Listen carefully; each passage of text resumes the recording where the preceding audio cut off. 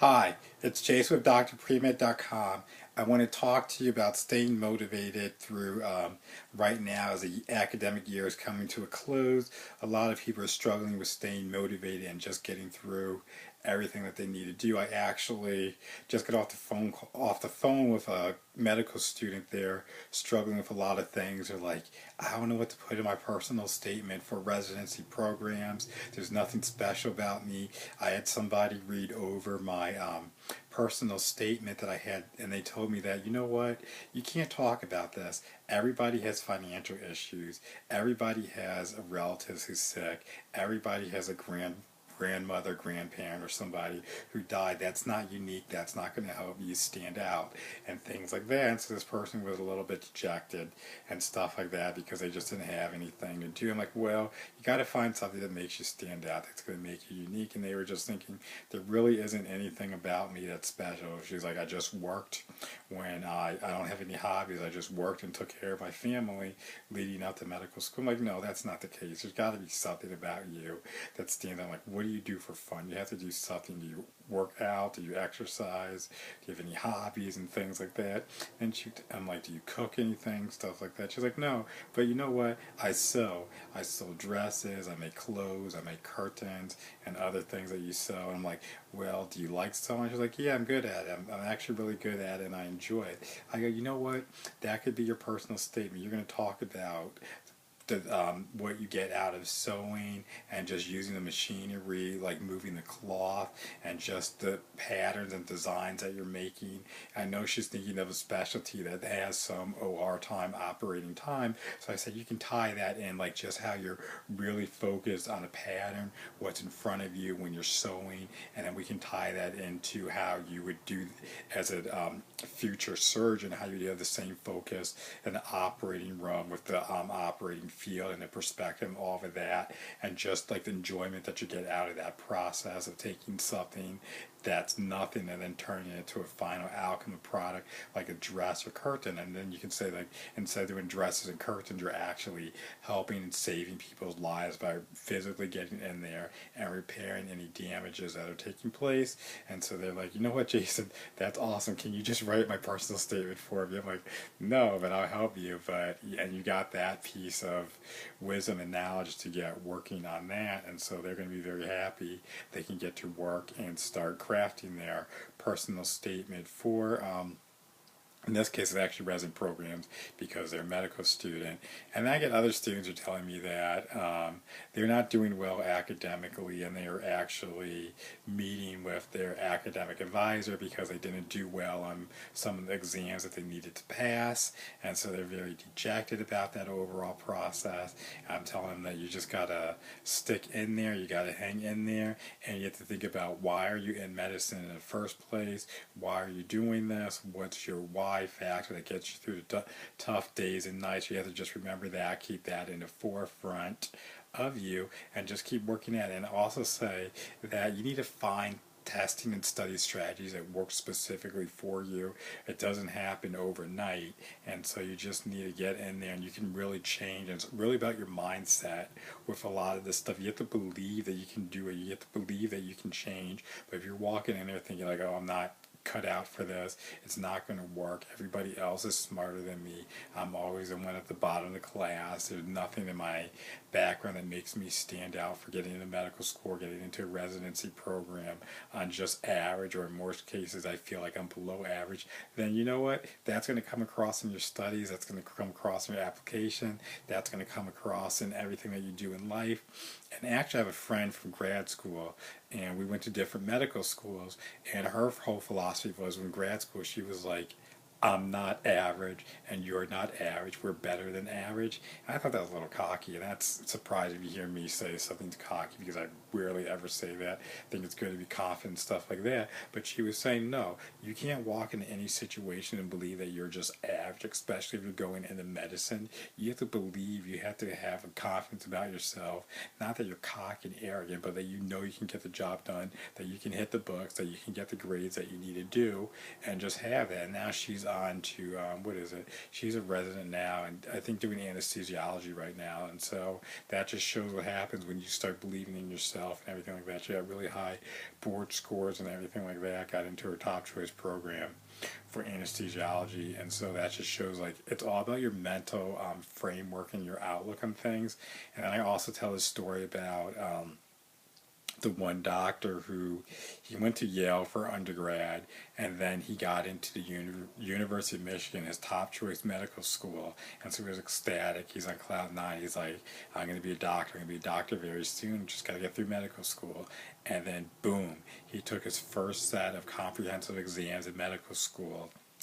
He failed everything. It was horrible. He had to go meet with the dean of students or whatever, academic affairs, whatever it's called, and they took one look at his transcript and said, you know what, you're a very intelligent man, you went to Yale, you got into our medical school, but it would be a lot better if you saved yourself and others a lot of time, stress, and agony if you would just drop out and do something else, because it doesn't look like medicine's for you. And so the guy was like, no, I can't, and stuff like this. He was dejected because all he wanted to do was be a doctor. And so the dean looked and saw in his eyes, like, okay, maybe this isn't, maybe we can work something out with this student. How about we do this? I see that you really, really want to do medicine and everything like that. And so here's what you can do. We can give you, put you on a 5 or 6 year academic plan where you'll take a reduced course load, half the number of courses, but you'll ultimately graduate if you're able to keep up with that rate. And then the student, he was thinking, and he said, you know what, thank you for your time, Dean so-and-so. And he walked out and he said, you know what, I'm not going to do that. I'm going to graduate on time with everybody else. And so he took none of the advice that was given to him. He decided that spending hours and hours in lecture hall just wasn't cutting it for him. So instead he got all the previous exams that most schools have, and he just studied those to figure out, okay, the professor's going to focus on this. I really need to know this topic, this category really well. Then I can apply to any question that they would have. And he's like, although I skipped class, didn't go, I would just spend my time reading and studying on my own, making flashcards. He said, we had scribes back then, so I just used the notes from the scribes, and that helped me learn everything that professors specifically thought was important for their particular class. And with that methodology, he was able to go on, graduate at the top of his class. And the person that I'm talking about, you guys probably picked up on it when I said Yale and University of Michigan. He's a world-renowned, famous neurosurgeon. That's Dr. Ben Carson. And when I talk about this, I'm talking specifically about the academics and not the political side of Ben Carson. And so that's just something to keep in mind, like how people don't give up on what's going on in their lives, and they just have to do what they can to make it work. And whatever you're doing studying might not be working, but you can change it around, do something different, and have the success that you want. And then I was also talking to another student. So yeah, you can see I do a lot of talking, and this was another motivating one. They weren't feeling good about things and all of that, and so I said, you know what, you have to believe in yourself. And they're like, people always say you have to believe in yourself. I'm like, no, you have to truly believe it in your heart and believe it. And there's something like, so as a man thinketh, so he becomes. And that's just saying like how your mental framework really dictates your perspective and outlook on life. And I use one example. I'm like, you're going to hate me for this, but all things aside, this is the truth. Think about our current president, Donald Trump. I'm not talking about his politics or anything like that, but the guy is a believer in himself. I said, what does he always say? No collusion, no collusion. There's no collusion with Russia. He keeps repeating that line over and over and over so that he believes it. He believes it 100% that there's no collusion with him and Russia, and he wants the rest of the world and the country to believe that too. Now, regardless of what happens with the outcome of the investigation, we're not going to worry about that, but it's just his mindset. And I also said he is the 45th president of the United States, whether we think it's legitimate or not. He's the 45th president of the United States, and so in our country's history, there's only been 44 other people that have been president beside him. And I said, do you know how many other men and women aspire to be president of the United States? There's some people who are career politicians. They put their whole lives together to run and become president, and more cases than not, they do not become president. But Trump had to do something right, because back in the day he said that he wanted to be president of the United States, and now look at him. He is a president of the United States of America. And that all comes down to your mindset, your belief, your mentality, that you just have to run with it despite the obstacles, despite what other people are telling you, whether it's possible or not, that you just have that innate belief, that gut feeling that you're not going to settle, you're not going to give up, you're going to just keep pushing, you're going to keep striving, and you're going to just do whatever it takes to make it happen to get where you want in life. And I'm not talking about just in medicine, just overall. That's mentality you need to have, and you need to apply that then to medicine with your academics, with career choices,